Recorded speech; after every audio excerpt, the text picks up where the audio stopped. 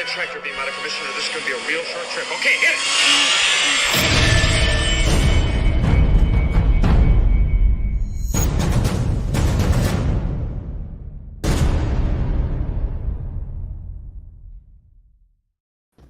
Okay, good morning, ladies and gentlemen. We are early morning on the East Coast here, but I think noon time for Mr. Tony and Mr. Mark Rezard, who's joining us today to discuss some of his work as a sculptor. He does digital sculpting, special makeup effects, amongst a few other things. And Martin's going to join us and discuss some of that. We'll look through some images, and I just wanted to say hello. And Tony, how are you? Very well, Jason. Yeah. How are you? Okay. Good. Good to see you again. Yeah, thank you very much for inviting me. Hi, Martin. Nice to meet you as well. Yeah, really thrilled. Good morning. Yeah, really thrilled to be on the show. Looking forward to it. And Martin, again, thank you. I know that you had a pretty tight schedule, so we definitely appreciate you taking the time to join us. It means a lot, and we're real excited to talk about some of the stuff that you've worked on as it goes back quite a ways. And just getting some insight as to how you got into this and your process. So with that being said, since we are going back quite a ways, and I don't want to take any of your story away from you, but one thing that people may not know is you started off as early as the prequel trilogies, working on Jango Fett's armor, some of Queen Amidala's costume and jewelry, things like that. Is that a good place to start? You mind sharing? Yeah, that was my first involvement with the professional involvement with the Star Wars universe. Yes, indeed. Okay. I was living in Sydney at the time, and I had been working on a sci-fi TV show called Farscape, and sculpting for that show. And when I got a call asking if I would be interested in joining the costume props department for Star Wars. So I just said, I'm going to have a think. No, I didn't. It was really good. It's very different sort of set of, it's kind of similar set of skills, but when you build an armor or a piece of jewelry, you're actually building the real thing. When you're building creatures, you're just faking it all the time. It's trying to reproduce skin and movement and articulations when actually we were doing the real thing. It's quite exciting. Nice sort of a change of pace as well. And, meeting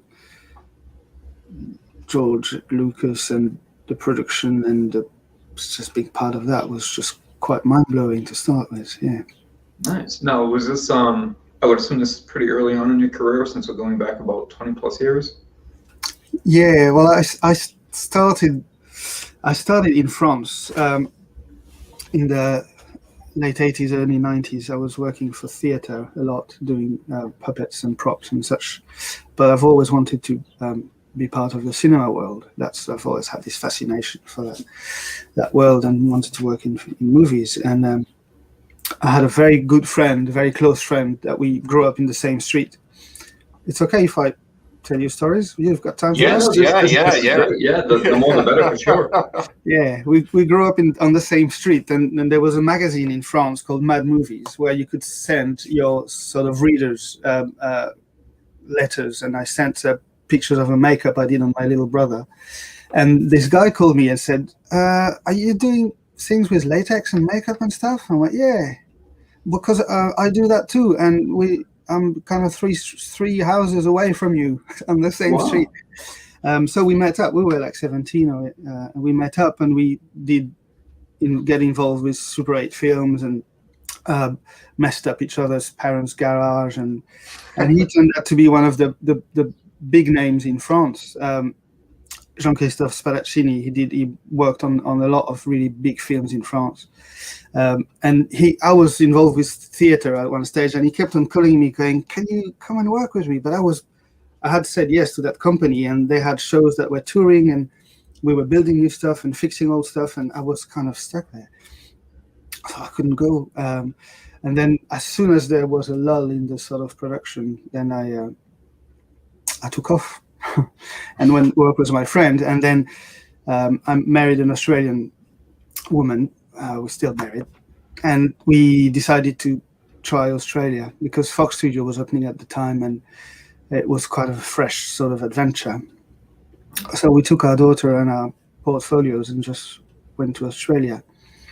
So that's kind of when I started working where I wanted to be, like on Farscape and on films like Komodo and everybody's probably heard of.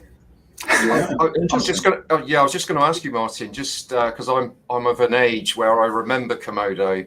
Oh, right. And I was actually talking to Jason about it just before we went live. Was that your first sort of collaboration with sort of Phil Tippett on that film? Yeah, met Phil Tippett on that film. Absolutely, I was shaking. Yeah, I can imagine. Yeah, I sculpted the head for that Komodo dragon. I mean, worked on the whole thing, but he came and we were introduced, and I was like, yeah, that was crazy. And then they did a digital version and animated it. That was, that's when I realized that that it was possible. Yeah, it was possible to get to your dreams. Of course, did that lead then on to, because did some of the guys then work like yourself? Then go on to Jurassic Park? Was that? No, it didn't kind of lead to anything because I was working at the time when I worked on Komodo. I was working for a guy on the Gold Coast of Australia called John Cox, who got an Oscar for Babe. Okay. And I did about a 6-month stint for him. At the time we were doing Komodo, they were doing Pitch Black as well. And other things. Yeah, it was great. But I didn't stay on the Gold Coast. I just wanted to be in Sydney. And then I got that call for Farscape. I was offered a sculpting position on Farscape, and that it was kind of chaperoned by Henson's, and I was like, yeah, I mean, speed. Yeah, that was great. So I guess no, there was no direct link from Komodo to the next job, apart from the fact that I worked with people who probably got called and said, "Is that guy okay?" And that's kind of how it works. If you behave like a decent human being, people tend to call you back. Yeah, that's amazing. So you shared a little bit about how you started off, and actually at a very young age, which I think is what a by chance situation, right? Where the person lives a few doors down. I mean, that's amazing. I mean, it's almost like it was meant to be. It's almost like but one thing that, at least now, taking Star Wars into consideration, we always look back and we see how much the special effects, visual effects, etc., in Star Wars has changed movie making, from there to what we see today. But prior to that, the men like Phil Tippett, John Berg, Dennis Muren, who were involved at the time, were very heavily influenced by movies like Jason and the Argonauts, Clash of the Titans. Did you have any specific movie or series or serial that you watched when you were younger that sort of drove that passion or drove that intrigue to get you to start working with this stuff? Yeah, I had that passion for all the Ray Harryhausen sort of films, where just the bare fact that his name was he was just the guy making the animation, but they're known as the Ray Harryhausen film, because his involvement in the making of this film was so great. So yeah, as a kid, I kind of loved those, like the old Disney adventure things, like The Island on the Roof of the World. I only know the title in French, so I'm not sure what the real title is. But I think what really triggered me was Greystoke. When Greystoke came out, and I went to see Greystoke, I was just completely moved by that film, just because it's quite emotionally strong film, but also just to see all those creatures and to see that they can carry the story so well, and that it is possible to turn them into characters that you really care for. That was I remember coming back from that film and sitting in my bedroom going, There's there's something happening there. Just I was and then at that time, it was a very good time for cinema. We had things like Gremlins and Ghostbusters and all this kind of legend, and all these things came coming, and they were rubber fests, and it was like, wow, so good. So I just turned the basement or the garage of the house into a clay and plaster mess, and Wow. I was trying to understand how things worked and how to create such things. So you just figured this all out, like just in real time as you practiced and experimented and. The resources I had at my disposal at the time were magazines like Cine Fantastique, Cinefex, all these kind of things. This is where I picked up my information. There was some basic makeup books like 3-dimensional makeup by Lee Bagan, and which kind of describe precisely with photographs and technical details how things were done. So the internet wasn't even an idea at the time. So these were my resources, and just trying to work out from my mistakes or our mistakes. And I screwed up a lot of things, and then sat and went, how could I make that work? Yeah, no, that's amazing. Thank you for sharing. It's amazing too, from the amount of people I've talked to who sort of do something similar to what you do or do exactly what you do, how much Ray himself, Harryhausen, has had such a significant impact on, that mindset and that intrigue and overall sort of fantasized notion of like, wow, like how is this created? How does this work? And how can I recreate that? It really is amazing, and it makes me wonder, actually, with some of the things that we enjoy today as fans of film, how much of that would not exist, or how differently would we be watching or seeing it if it wasn't for his influence and inspiration.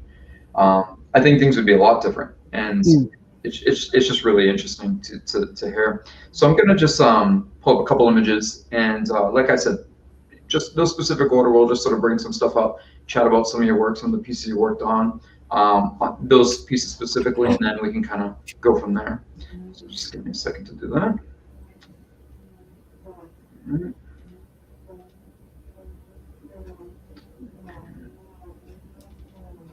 I was just going to ask you, Martin, while Jason's doing that, are you somebody that sort of takes your work home with you in terms of sort of actually sort of collecting? I noticed you've got a few sort of little pieces behind you, but do you sort of collect or keep your own sculpts, or? If I can, I do. I like. I've got a small collection of toys. Oh, Babu! I've got toys since I started working on the prequels, and when the figurines came out, I always had that idea I could go to a job interview with a bag full of figurines, going, I've done that one, I've done that one, I've done that one. And it continued on to Doctor Who. I did a little stint on Doctor Who when I got to the UK. Oh, wow. And, so the figurines were available. So I've got a self-indulgent shelf at home with some figurine of the kind. But apart from that, I tend not to,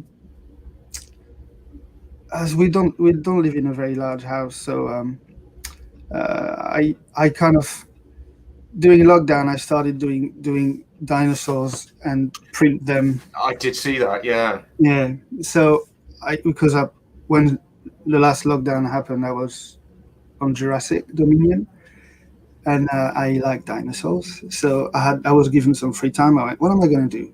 I know, dinosaurs. Yeah. Right. So I think it'd be fun to start off with Babu, because he's such a interesting but lovable little character. And I mean, so in addition to hands-on sculpting. You also do digital sculpting, which is, rendering the image and then actually sculpting it in real time. So, how about a little bit of background on Babu himself? Babu was designed and mainly handled by my good friend Ivan Manzella, who's a crazy genius. Who started really young. Like, he sculpted the grandma from the Dinosaurs TV series when he was like 17 or something like that. But this is his baby, and I got involved a little bit as just in the digital side. I sculpted a maquette. No, he sculpted a maquette, but focused on one side of the character. We got that scanned, then I flipped it over in ZBrush and kind of refined it a little bit and posed it a little bit, and that gave us. We printed a kind of display version that was kind of part of the setting process for the concept. So I can't really claim that guy. Okay. So this right here, I think this is some of the drawings by, was it Jake? Jake. Yeah. Jake, is it Jake Lund? Am I saying Yeah, that right? Jake Lund. Yeah. Jake Lund. Yep. So this just gives a little bit of insight as to some of his sketches, and then over here where my mouse is, what you've turned into in sculpt form. Correct. Well, Jake wanted to develop some kind of variations around one design idea. Where if those guys were like an actual species, they could come in different shapes and sizes, and they would still be related somehow, like in the animal world. So he's kind of put them in different versions of them, where creeping up everywhere. And this big guy with the yellow shoulders is called the Hola. And this is pretty much all I had, that sketch that you see there, or maybe there was another sketch, but Jake entrusted me to kind of make that real, in a sense. The little sculpt was a monster clay maquette that I produced in the design process. So what we were trying to do, what Neil was running the creature shop on all the Star Wars films, and he wanted to be true to the original feel. So he wasn't willing to. The idea was not to create beautifully sleek aliens like you would have in, say, Men in Black or Star Trek. But if there was like tool marks left, or it was more about storytelling than technical perfections, which is why I kind of brought up the sculpt had that expression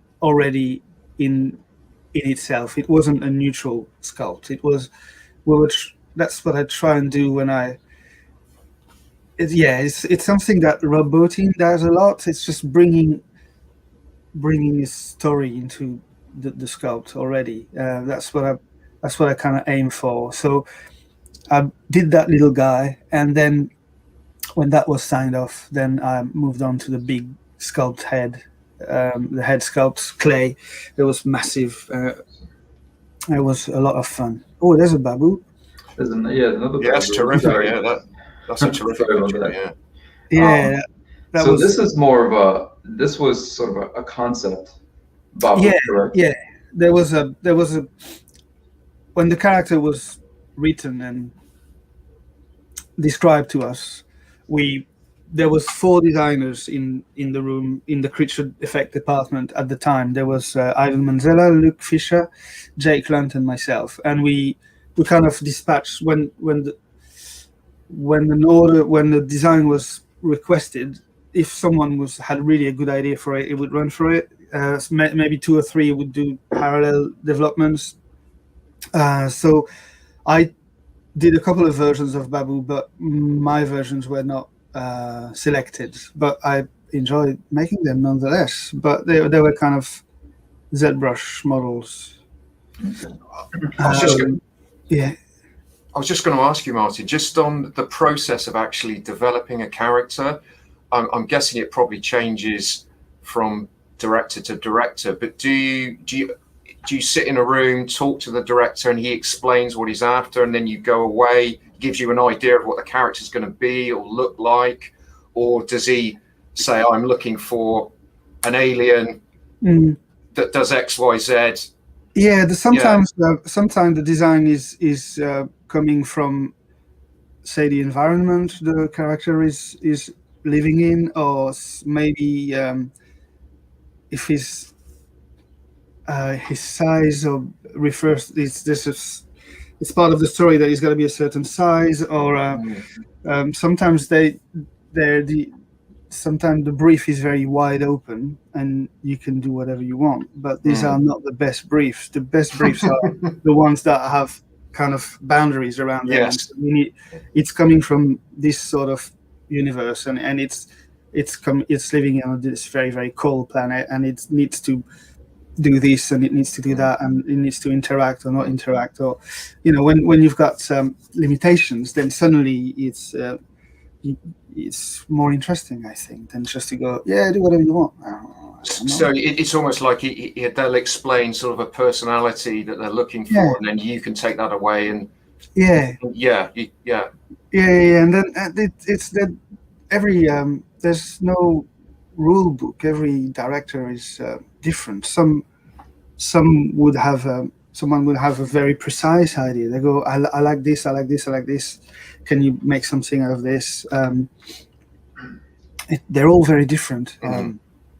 And sometimes there's discussions beforehand, or sometimes time is not there, so there's just briefs, but there's always presentations. As soon as we have something, we kind of bring everybody into the same room and go, ta-da!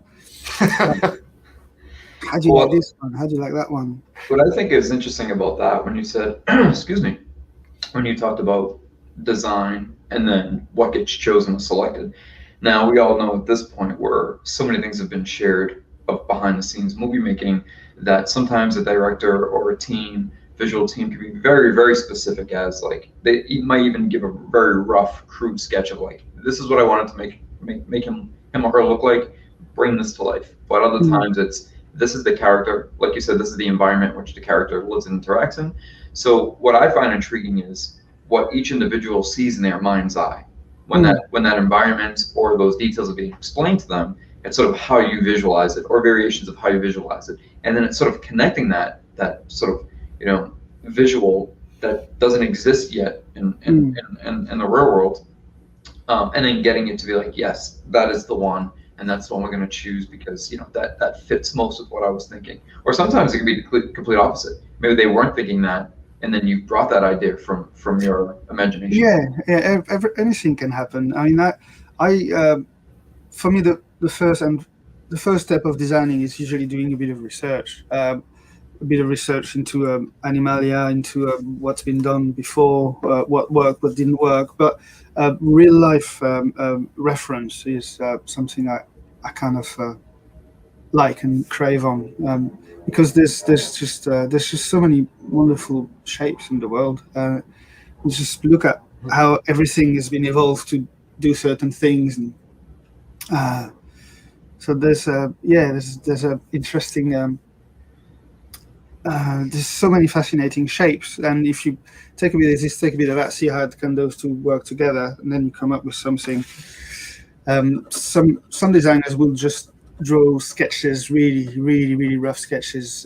I personally, I like digital sketches like this one.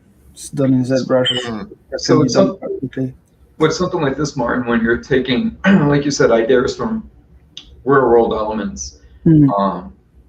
Is that something that may have taken place in this instance, or is this just total imagination? Yeah, well, in this case, I kind of we were working with JJ, and I noticed that I had problems selling my ideas to JJ, and I realized that what he actually likes when he sees an image, because what he sees is an image. If he sees an image that tells a story, it's all that. Then it's gonna. If it's just an alien standing there going, "Hey, look at me, I'm an alien. Do you like me?" That's not really engaging. But if you start putting them in a situation where they're kind of interacting with each other, doing stuff, suddenly it triggers something in the director, and he goes, "Yeah, I think I could put that there. I could put that here, and I could do something with that." And then suddenly, we're kind of bouncing off each other's idea, and then that's when it works best in what I've learned. Just trying to come up with a context and a possible story. That's interesting. So normally one of these guys by themselves, let's say if you made a digital sculpt or even went as far as making a maquette, it's sort of, not all directors, but in JJ's instance, it would be hard to sort of just sell him this particular creature. But if you show them, look, this is how they utilize their, you know, their resources as far as like maybe them sitting and drinking and, you know, showing them in a setting where they are interacting with each other in their environment, I guess it allows him to put the pieces of the puzzle together a little bit better in his mind's eye. Okay. Yeah, and it's more interesting. It's a lot more interesting. Yeah. So here's a pretty cool character here. Reminds me a little bit of Reese from Return of the Jedi. Yeah.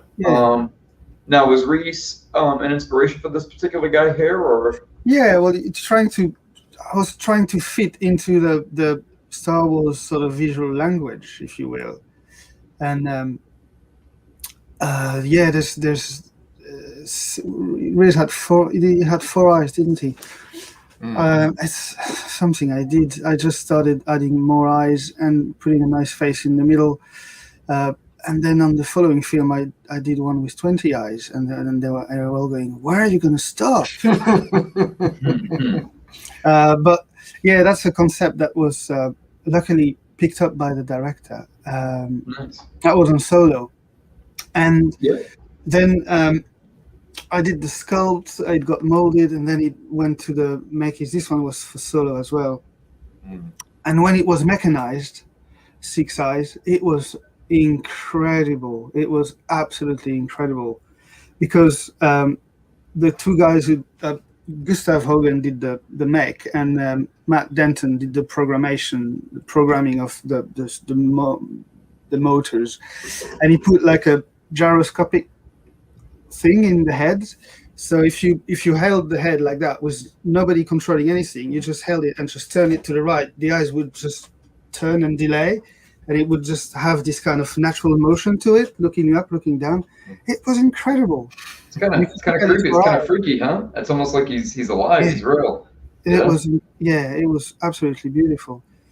Do you have conversations, Martin, then with the animatronics team then when you're developing a sculpt and just to see what they can and can't do? Because obviously you can go one direction and they'll say, well, I can make that work, or I can't make that work. So there sounds like there's a collaboration there between yourself and the animatronic side.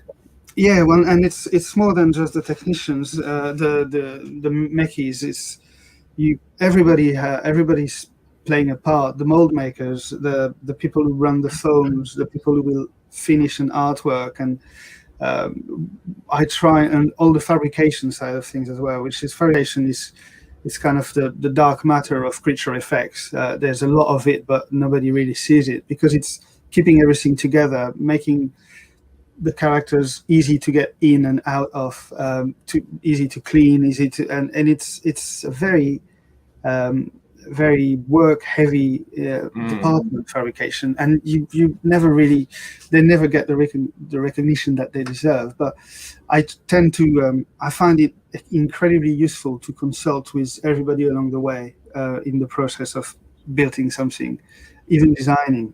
So moving forward on that particular, like, I guess like segueing into like what you were just saying, Martin. So in a situation like this with the Corellian hounds, correct? Well, this is more of 6 eyes. Yeah, that's talk about the Ninjas guys. So this is where he's sort of coming to life. Yep. Yeah, that's the clay sculpt.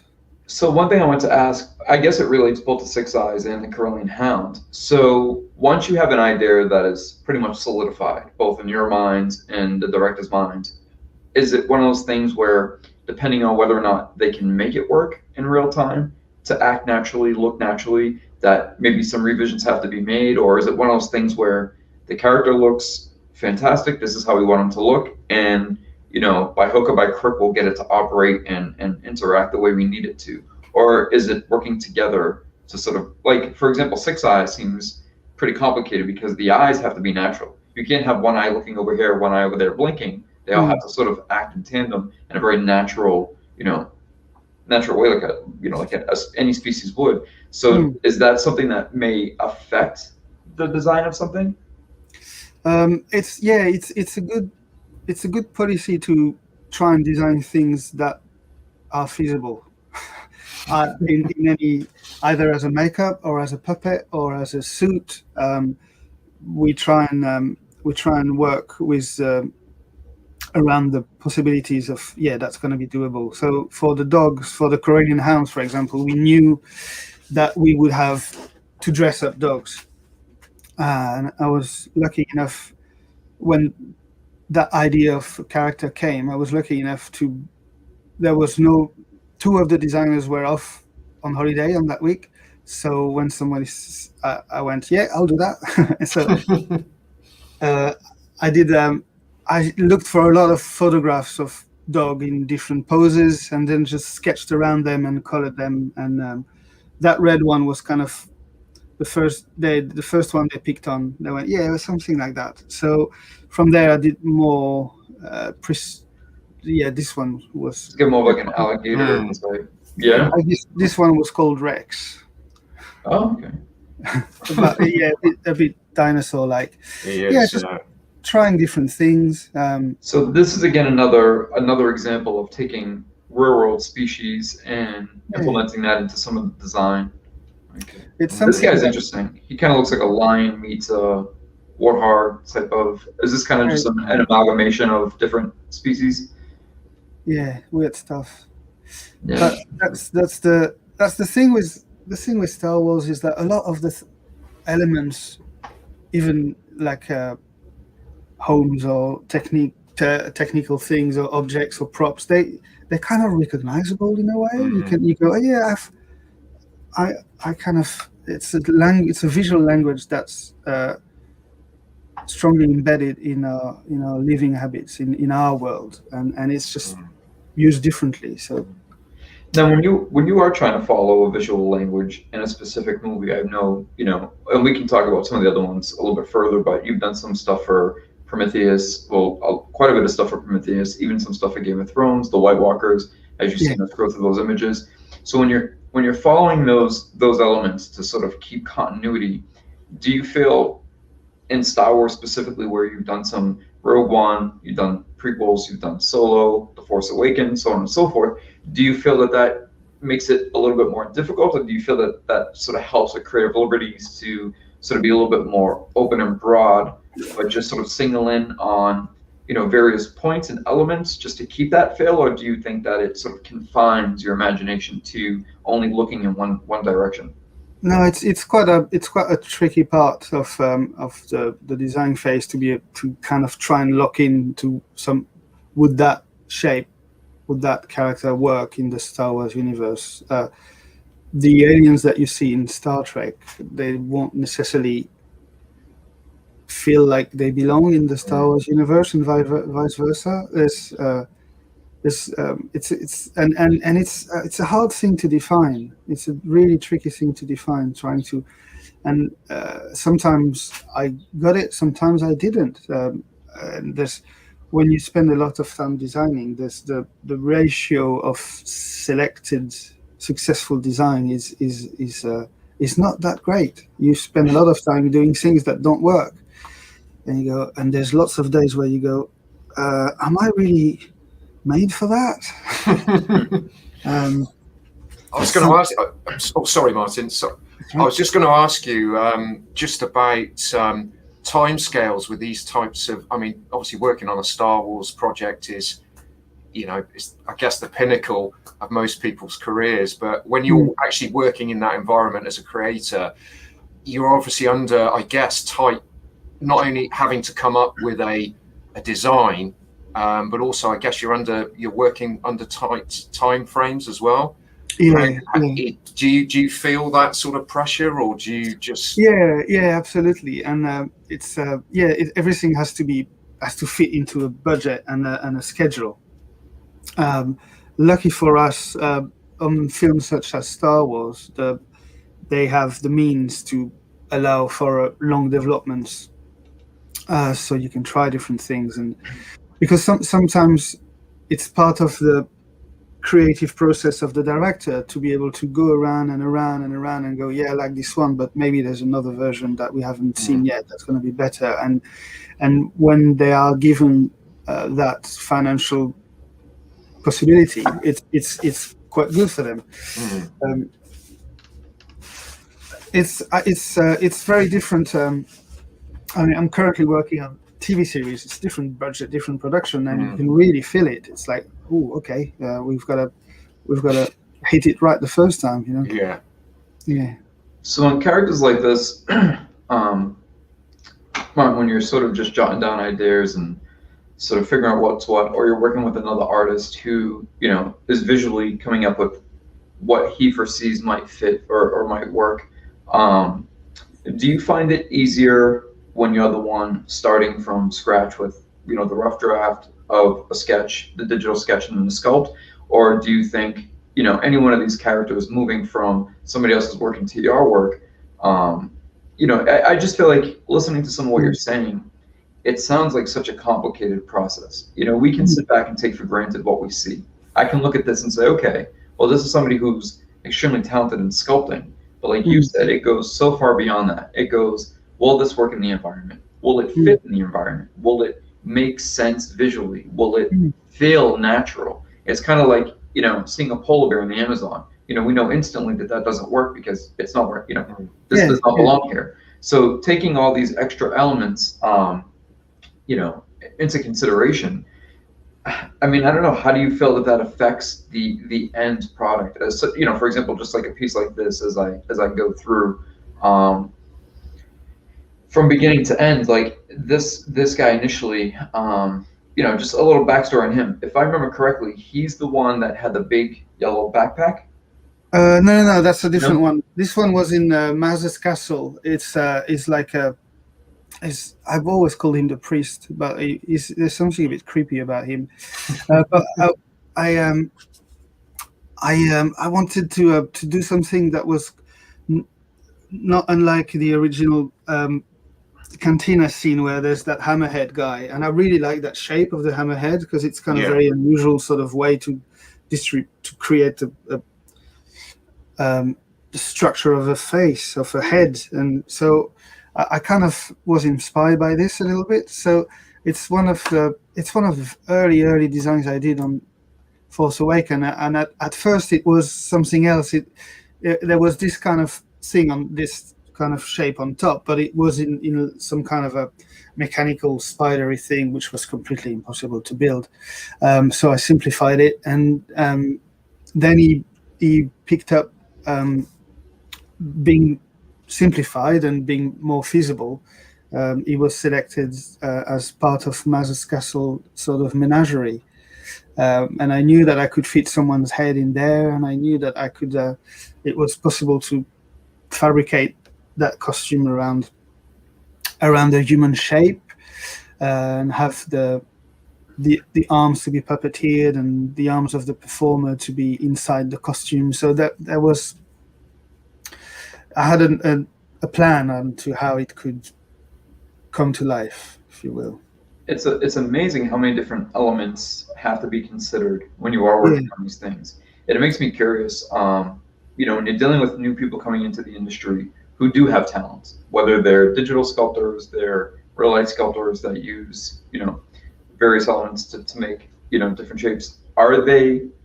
Is this something that they're aware of when they're coming into it, that, okay, this has to function properly? Somebody may even have to be, you know, physically fit to adorn this costume all day. Is it going to work physically and look proper once it's on the body? Because just because somebody can fit inside it or a dog can fit inside it doesn't necessarily mean it's going to work to their physical attributes. It might limit them in acting naturally, correct?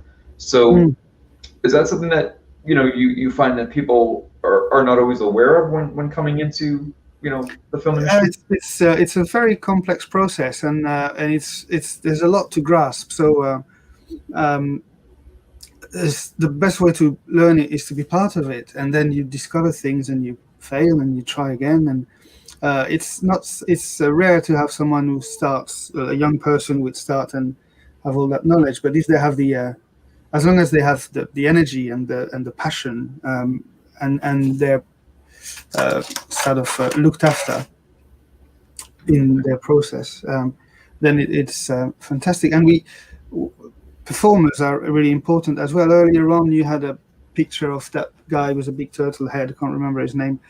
We can jump back real quick. No. This gentleman. Yeah. He was also part of Mars Cannabis setup. Yeah. And he was designed by Luke Fisher, who's a very prolific, very talented artist. And I took his design and sculpted and added some details. And the performer was Scott Richardson, who was an amputee. He was missing a leg. And we used a lot of people with specific body shapes because it allows you to push the design beyond the regular expected human body shape. Like we had another performer who was missing both legs below the knee. He's passed away now. But that allowed us to have just really spindly designs, just very strict things that you couldn't create around a normal person, or normal, just not as in expected body shape. But so amazing stuff. So this, what you were just talking about as far as body shapes and whatnot. So this particular character here, I remember seeing an image of the gentleman who wore this, and his face, this may come across the wrong way, but he had sort of a face that had a similar attribute and features. He's got a very long neck and he's got we use Peter a lot because of his incredible neck, and whatever you do on him, you just go, how did you guys do that? It's interesting how that does make a difference in how work. It's huge. If you start with the right performer, and we tend to use the same performers again and again, because once we know that they're strong, they're resilient, and that they're that's the big guy. I just wanted to pull this up. Yeah, when we know that we can work together, it's just so much easier. It's just the same with technicians and other artists. We tend to kind of stay together because we don't have to build a new relationship every time. We know how each other works. We know where their strengths are, it's just easier to produce something with a. That's absolutely amazing. Because it's a whole. I mean, there's so many different relationships taking place on so many different levels at one time. Between the visual, the director, the actor, actress participating and wearing that costume, and this is just phenomenal. It's huge, and it's really once you find someone that you like to work with, you like to work for. I really like working for Neil because he's always looking for solutions. Whenever there's a problem, he's never looking for a culprit. He's looking for a way out, for a way to fix what happened. And I find that incredibly positive as an attitude. It just a lot of the things we make. It's all about problem solving. Okay, there are a couple of things that are similar in the way they're built that we've done before, but every build is a new build, and every presents a new set of problems. So it's a lot about problem solving and kind of finding ways around things. What medium do you prefer to work in, Martin? Do you? I mean, there's obviously a digital side to this, and then there's a physical sculpting. I always get the impression the physical stuff is the fun part. Yeah, absolutely. I just wondered what your take on. Yeah. There's personally, I find designing extremely stressful because you some things you're at the start and some things expected, and it's not unusual for somebody to say, "Can you?" What I would like it is that if it was really iconic, and just go, So it's quite intense, but when you get to the sculpting part, it's like, well, hey, it's like a holiday, you know. It's like, I know where I'm going. I know where I'm going. I know how to do that. And it's physical and it's kind of cathartic. You can listen to audiobooks. You know, it's like, yeah, it's okay. Do you think going forward then in years' time? What worries me is it going to go more and more digital? You know, VR, 3D printing, and do you think more of these old school skills which you've learned? You obviously do both, but I think that's just it took me a while, but I've embraced the digital tools, and I think that they're extremely valuable. Extremely valuable. You can develop. There's a process we followed recently where we started being characters for a film by doing really crude maquettes, really quick maquettes, totally unrefined, just focusing on character and proportions and shapes and all these kind of things. And we do one, do another.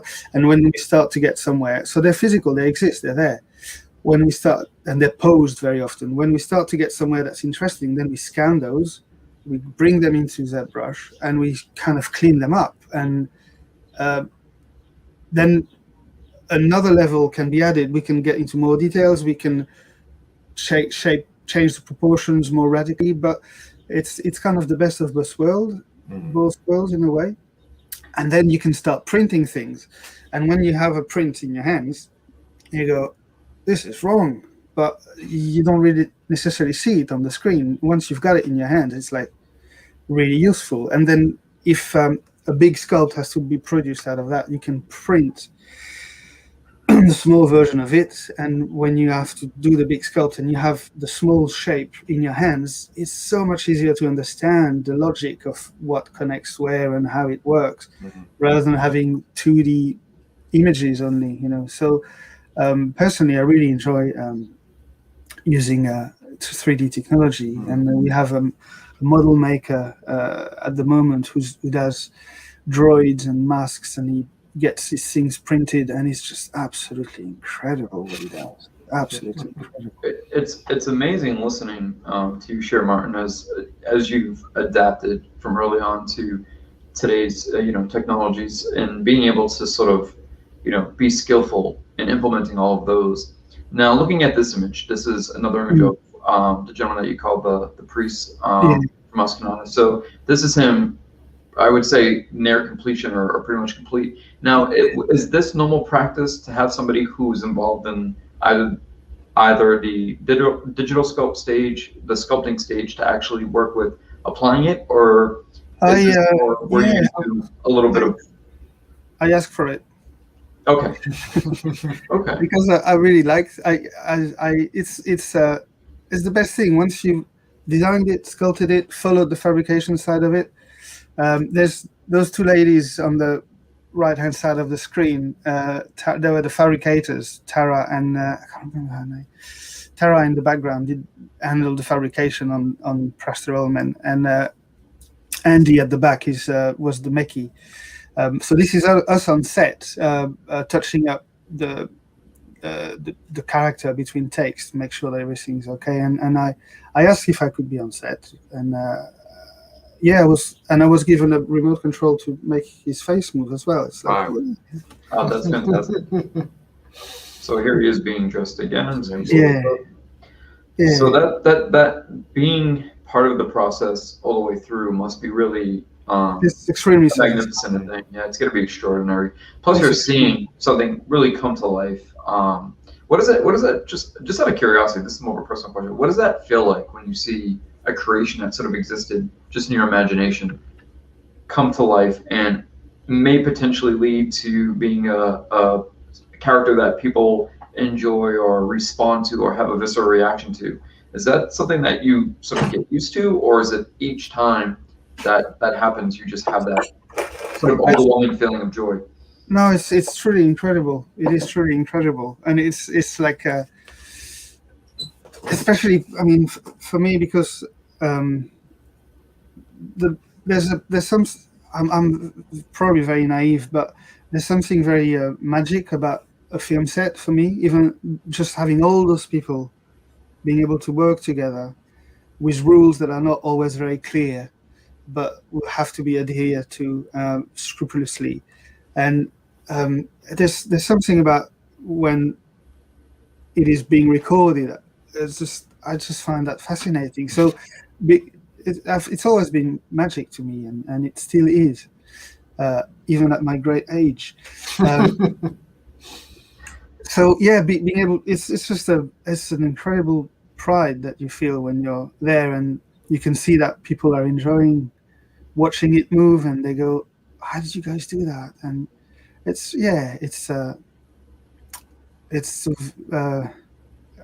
very simple pleasure. Here's another question I had, and again, these are just more curiosities as you share more about your process. But so, if for people who aren't familiar, I think the best way to get it across, Luke Fisher was one who either designed or was at least a large part of designing the what we know as the melted Vader helmet. The sort of yes, that's correct. Yes, yeah. So I think that's the best way to get people to be aware of who Luke is. But when you're working on something like this, originally being Luke's design, and then you bring it to life, what is it like when you see this as these two gentlemen here were a 2-pack of action figures. What is it like when you walk into a store and you see your creation as an action figure? That's that's going to be like, right? Yeah, that's absolutely magic. It's fantastic. I should add that Luke Fisher is also responsible for K2SO.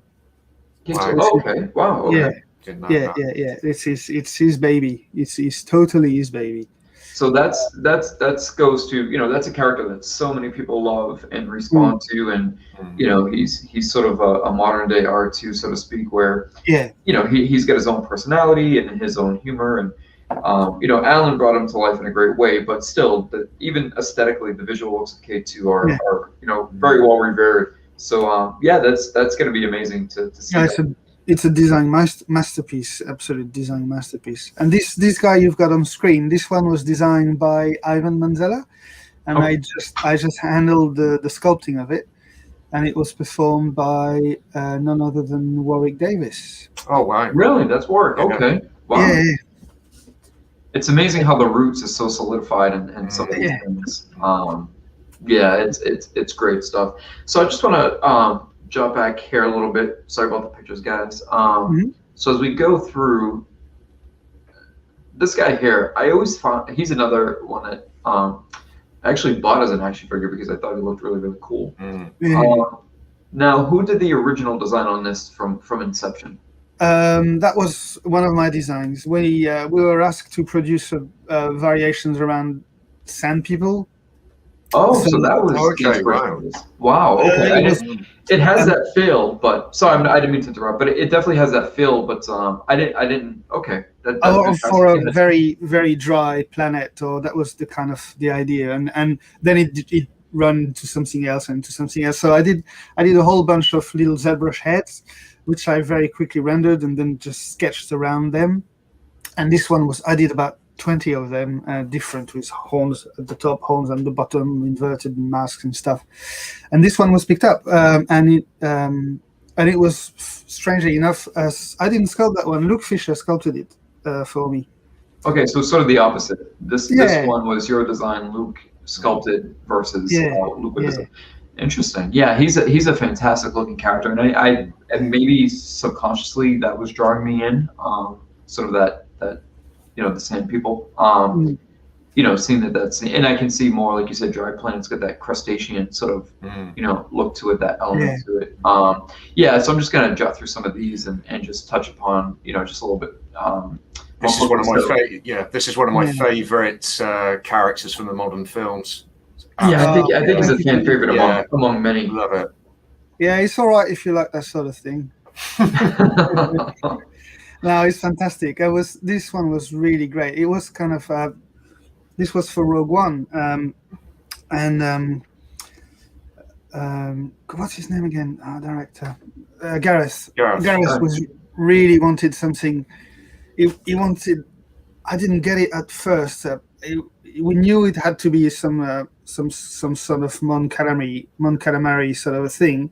So I started with a regular sort of Mon Calamari face and just try and aged it and built it up. And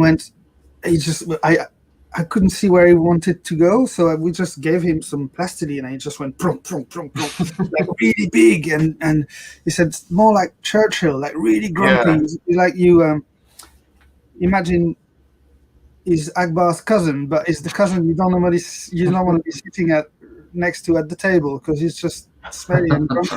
the guy who's eating the food and it's all over his beard. Yeah. But he's got a little bit of an older, sort of wiser, but look to him, but not the quiet type. Somebody who's a little bit more outspoken and gives that sort of emphatic and characterful. That was the thing, and that's what we tried to.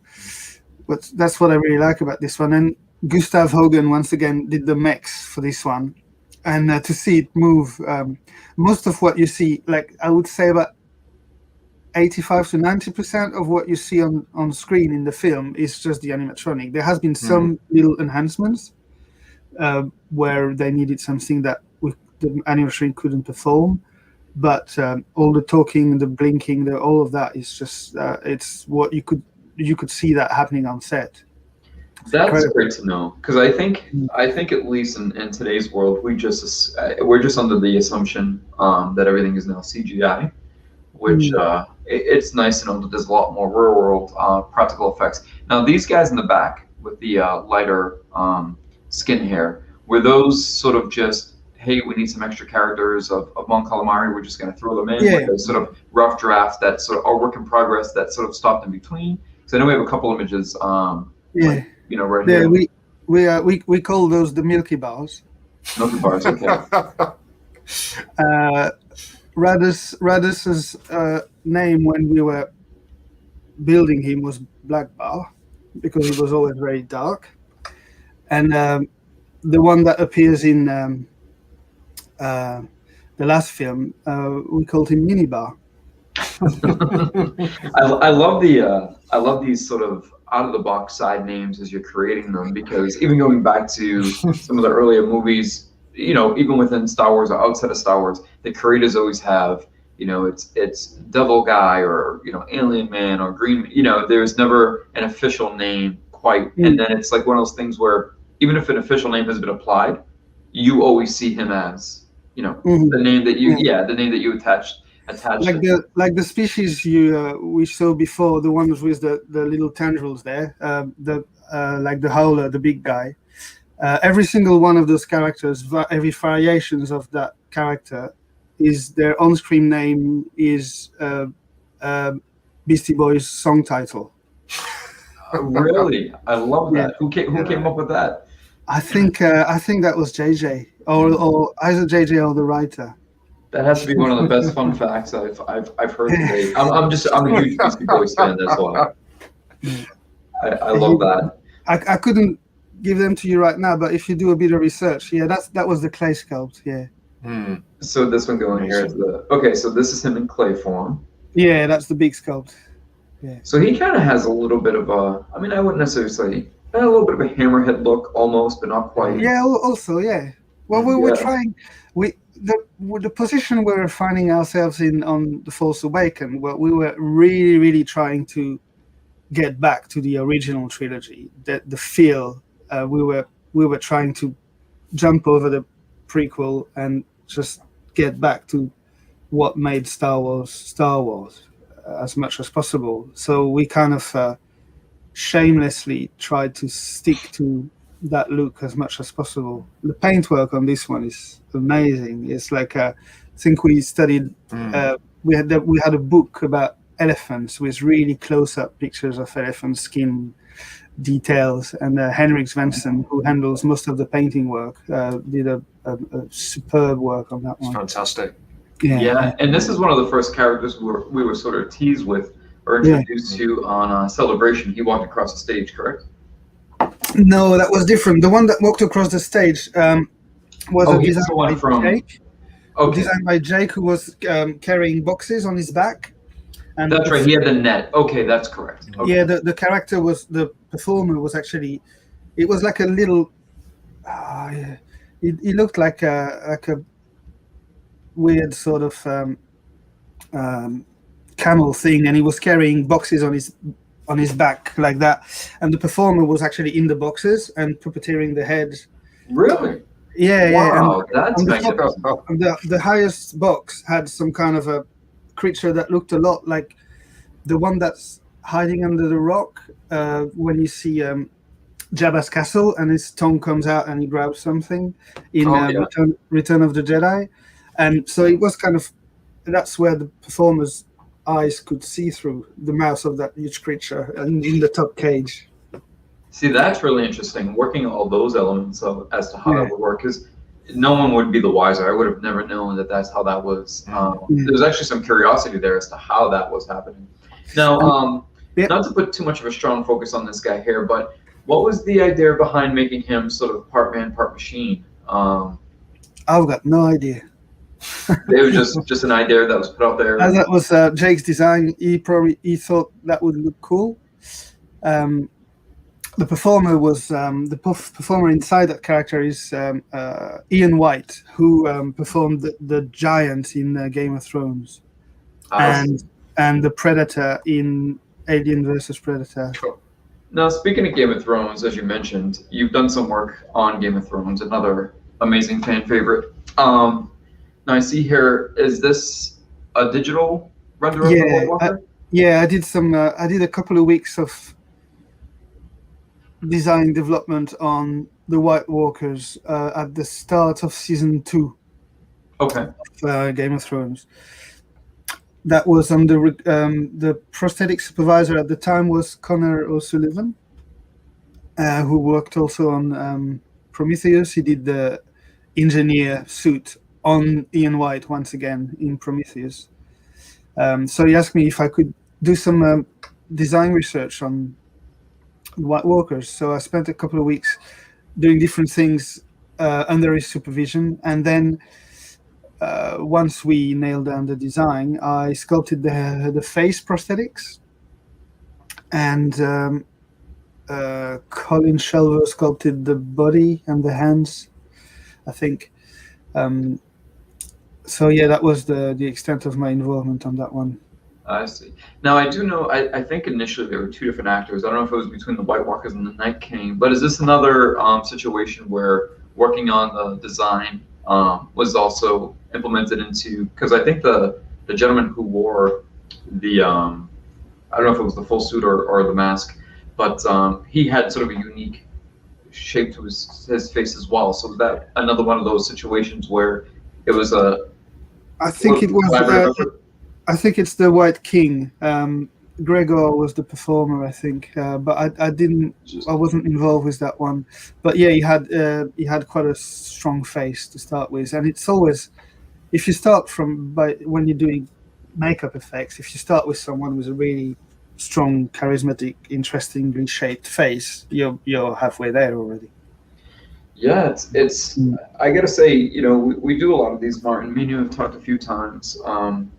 Outside of this, and we've had the pleasure of talking to a lot of amazing creators, but I think we got a little bit more deeper insight as to how much really goes into the process. We tend to focus, not specifically, but just the conversation tends to just fall on, okay, this is where the idea came from and this is how we executed it, and you don't get to see a lot of the steps in between, whether it's the idea from inception, working with the different people of, all the different moving parts and collaborative efforts that have to come together. And some of these characters we're only seeing for a split second, like blink and you miss it type thing. I know. And so much time is being put into just that alone.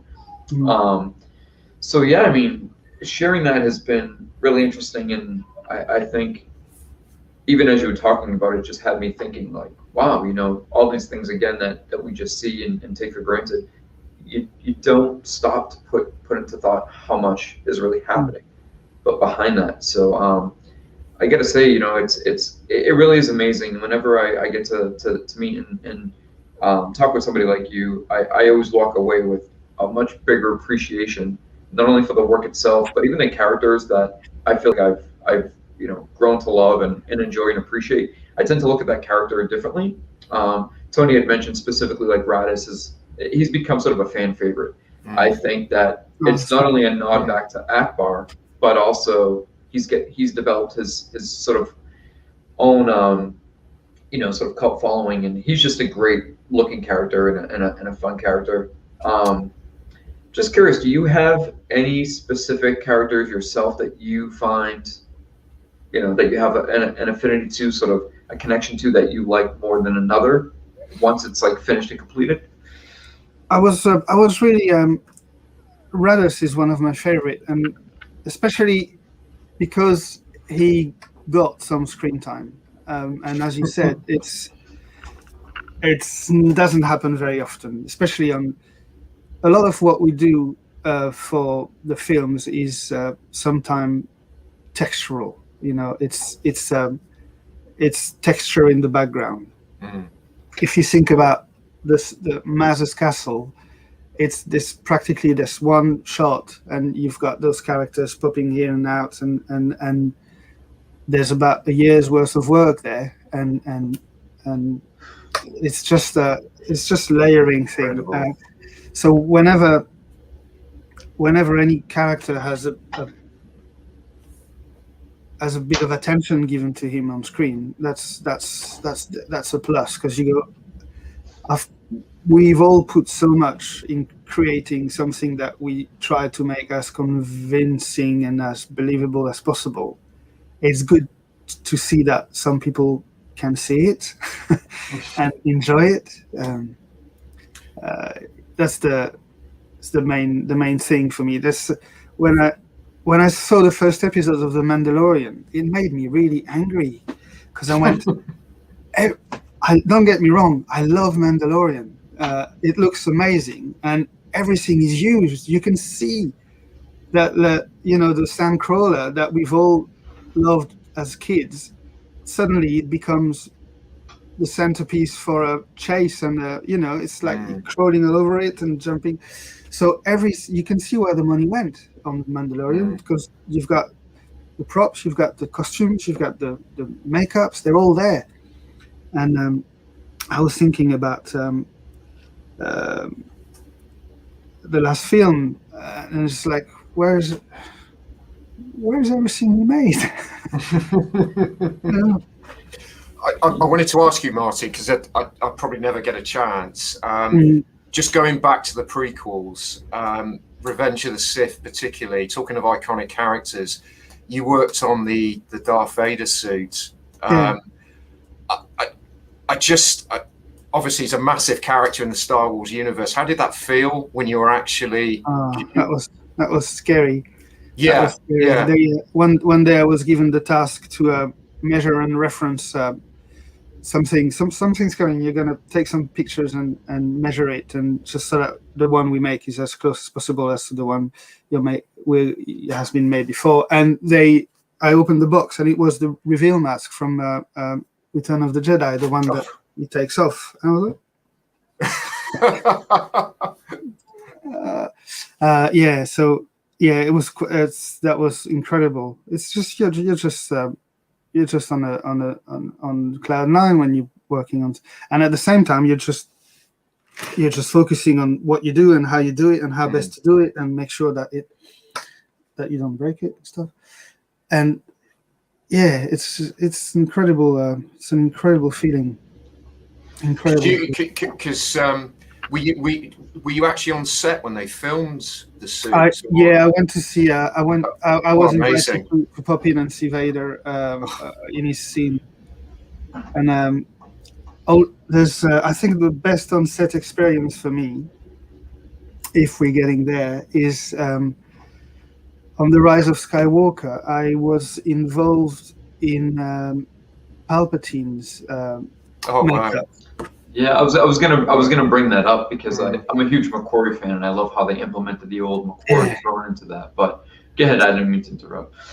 No, that's so we did a lot of research and development, because there was a lot of uncertainty as to what it would look like, and so I did some designs for the contraption that is traveling into, and like the kind of crane thing, and and then I sculpted the makeup as well, and applied the makeup with Lucy Sibic, who won an Oscar for The Darkest Hour. Yeah. So we were doing that makeup together, and then there was the early stage when he was really not quite like the Emperor, and then the second stage where he's like fully grown Emperor with the bright eyes and everything. And when we were shooting that on that set, on that chair, as you said, the Macquarie sketch that it was based on, and just looking at that, looking at how good it looked and how successful we had been into recreating that character, and JJ was there, and I was looking at that going, doesn't get any better than that, does it? And then in walks Spike Lee. He was in London at the time to receive a BAFTA. Hey Spike, how you doing? He was in London at the time to receive a BAFTA for the Black Klansman. I was like, okay, it does get cooler than that. That's incredible. That's amazing. I can tell by the smile on your face. It's one of those things where it seems that you have so much joy for doing what you do, and I talk to a lot of creators who it's this odd thing that obviously it's a great way to make a living. You know, you can't deny that, but it's almost one of those things where they all say, even if they weren't getting paid, they love doing it so much that they would still do it. You know, it's almost like innate, like you can't help but do that because you have so much love and passion for it. Yeah, that and the fact that I wouldn't have any idea how to do anything else. Yeah, I mean, even better.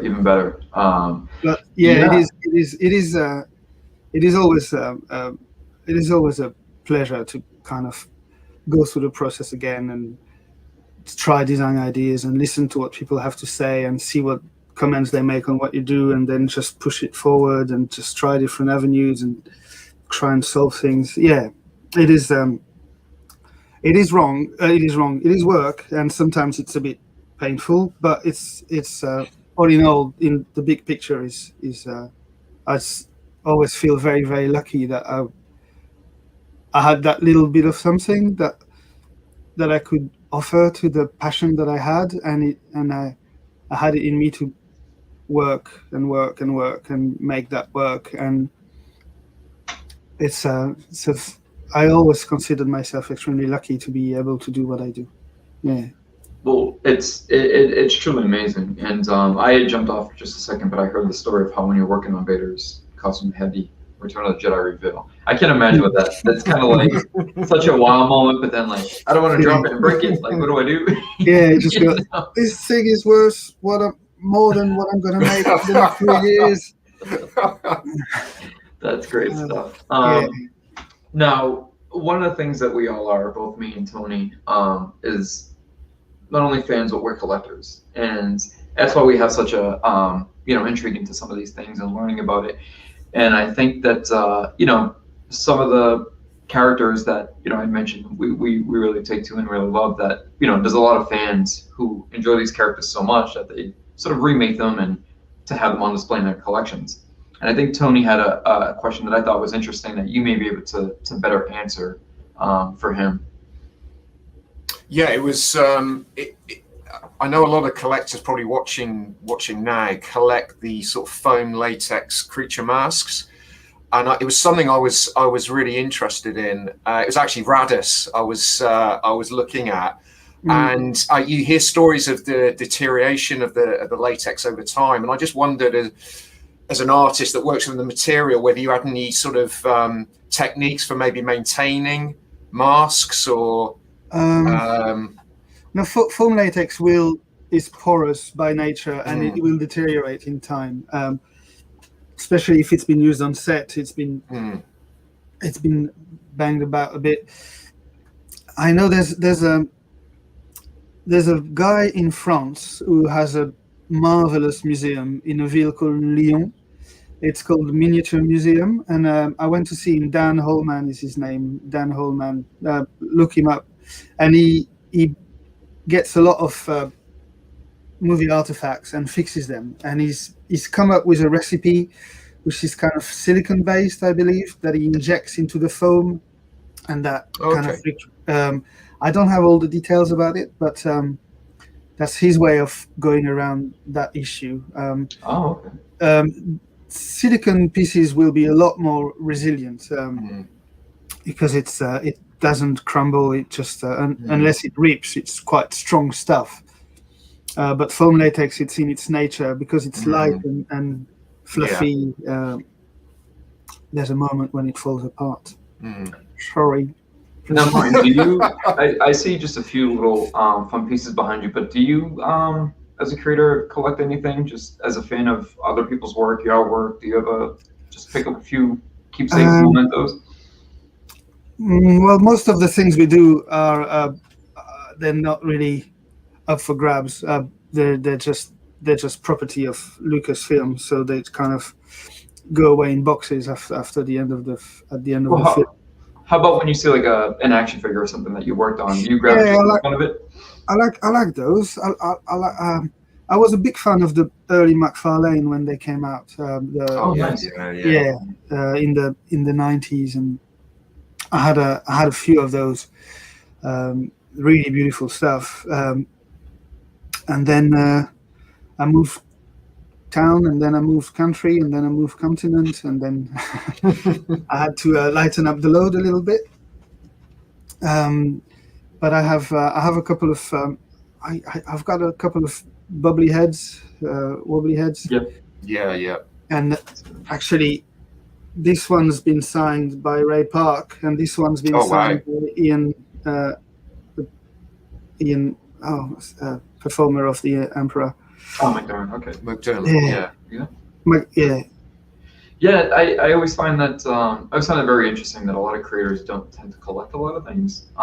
Like you said, some of it is for the reason that you have to relinquish it; it's not your property. But also, just when it is recreated commercially, I think one of the answers I had gotten one time, hearing Phil Tippett talk, was you look at it so much, it's at the point where you're almost sick of it.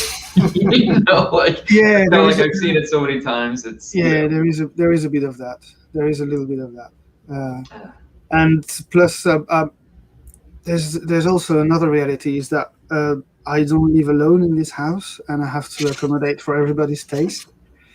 So I can't have as much display as I would really like to have if I was still a bachelor, but I'm not. So before we get ready to sign off, I just wanted to ask if it's okay to share, but is there anything that you're currently working on that you might want to talk about?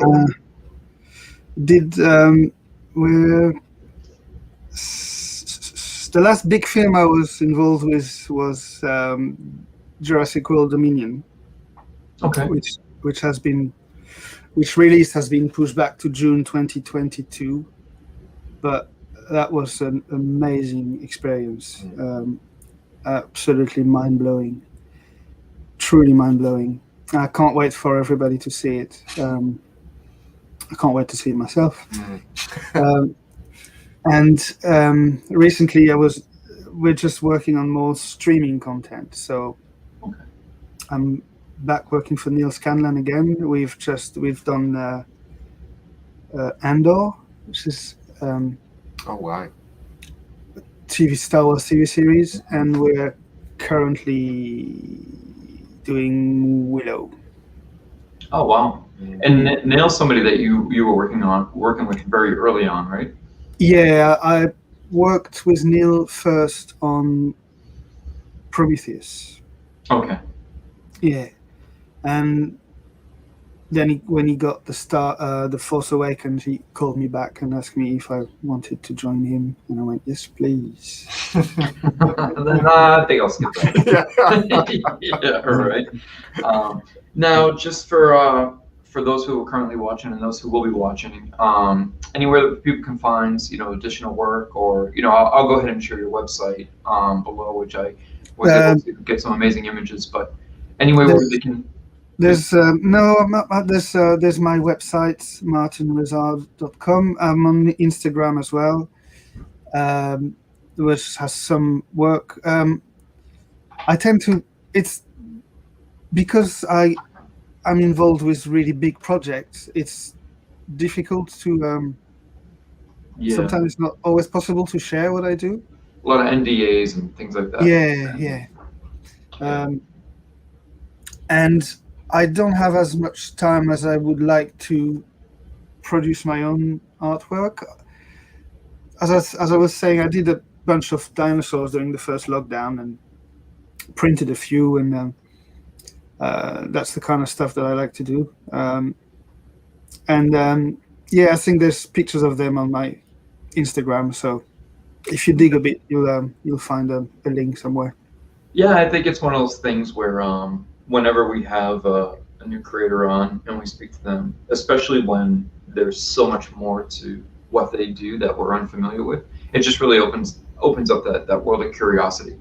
And you know, like I had, even though we had been talking back and forth for a while, I just recently learned that, you know, some of the Queen Amidala and even Jango Fett stuff that you were involved in was sort of a surprise to me. I was like, wow, okay, that's really interesting that it goes back that way to the prequels. So yeah, it brought a little bit of a smile to my face to see how many elements. But yeah, I just want to thank you for your time, Tony. Thank you for having me. Yeah, it's nice to meet you, Martin. Hyperdrive. Thank you for your time, Tony. Thank you very much thank you for inviting me back on. It was a pleasure, and it was nice to meet you, Martin, as well. Really nice to meet you too, guys. Yeah, it's a fantastic talk. All right, thank you, everybody. Martin, just stay with us for a second as we end the broadcast. Thank you, everybody, for joining us. I know it's a bit early here on the East Coast, but we try to accommodate everybody's time frame. And yeah, that's it. Thank you again to Martin. Thank you again to Tony, and we will see you guys again soon. Thank you, guys. That was great.